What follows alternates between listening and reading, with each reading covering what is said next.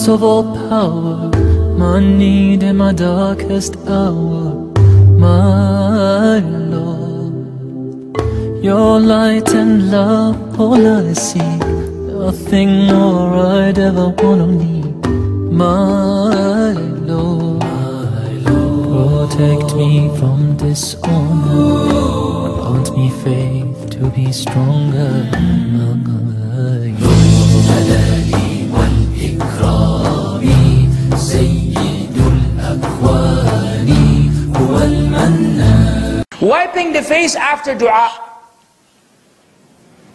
Wiping the face after dua. There's no sahih hadith that the Prophet ﷺ would wipe his face after making dua. Now it's a very common practice among the Muslims that they must raise their hand after the obligatory salah or even the voluntary.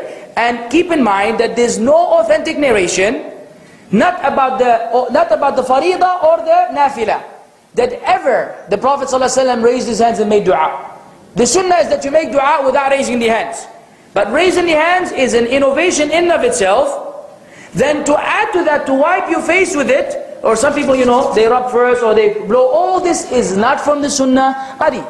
This is another Sufi based bid'ah which has no basis in the sunnah. You are the source of all mercy, infinite light for all to see, my Lord.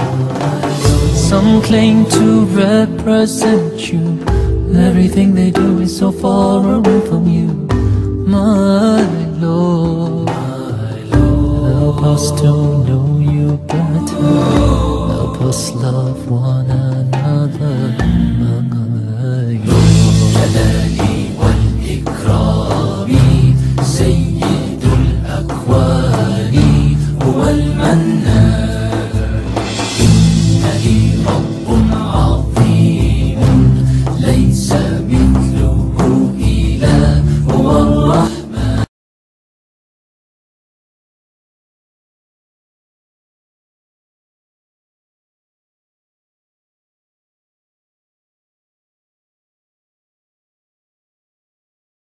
If someone is in wudu and touches the Quran, it is preferable, it is mustahab, it's not a fard. Those scholars differ.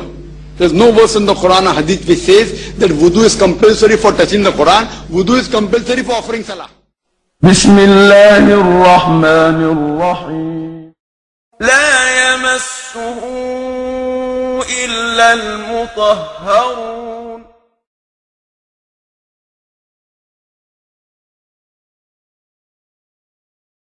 كم يواني قلبي لكن معي ربي إلهي رحمن أنت نور الأمان. I know some doors you may close, but this is how life's story goes. You are my guide, the source of light, my Lord, my Lord.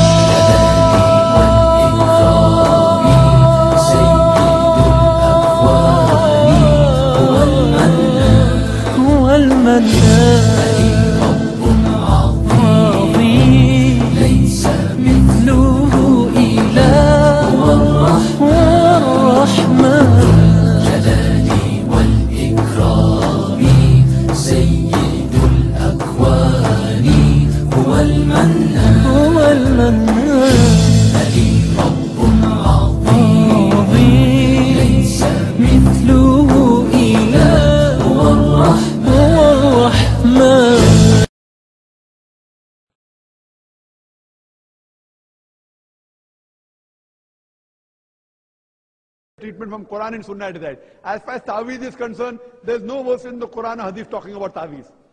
This is totally wrong. We Muslims don't believe, we should not believe in Ta'weez. We have to believe in Allah subhanahu wa ta'ala. In Islam, there is no place for Ta'weez. It's un-Islamic. It has got no mention in the Quran and the Sahih Hadith. Hope that answers the question. My Lord, my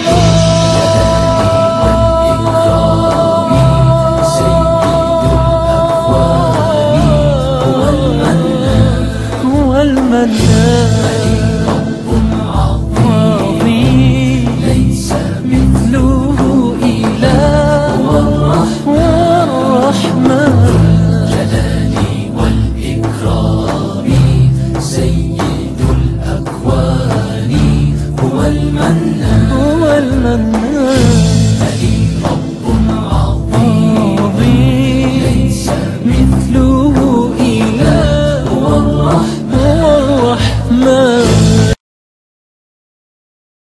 गंडा शिर्क है या नहीं, मैं इसके बारे में बयान कर चुका हूं कि मेरे नजदीक तावीज, अब गंडा किस बला का नाम है मैं नहीं जानता, मैं जो बात कर रहा हूं वो सिर्फ तावीज की कर रहा हूं। तावीज शिर्क नहीं है असलन, अगर उसमें कोई चीज शिरकिया इस्तेमाल न हुई, कोई सूरह इखलास लिखकर अगर यहां पर बांध लेता है, उसमें शिर्क की कौन सी बात हो।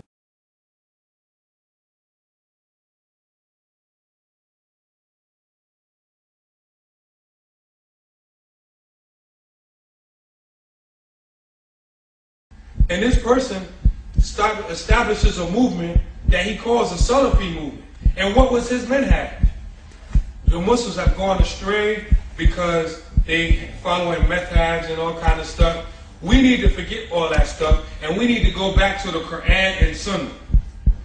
But see, check how these guys think with the intellect.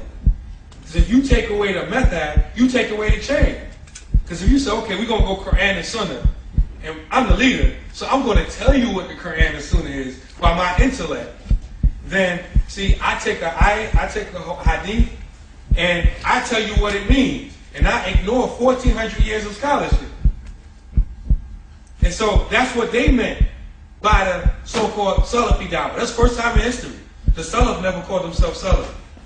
The first 3 generations never called themselves Salafi. Nobody for 1,400, the Khalif never called themselves Salafi. They didn't even call themselves Khalafi. The first person who did that was Muhammad Abdi. And that was his dawah. And this is why we have to be careful, because even when the Salafi movement spread in this سيد الأكوان هو المنهج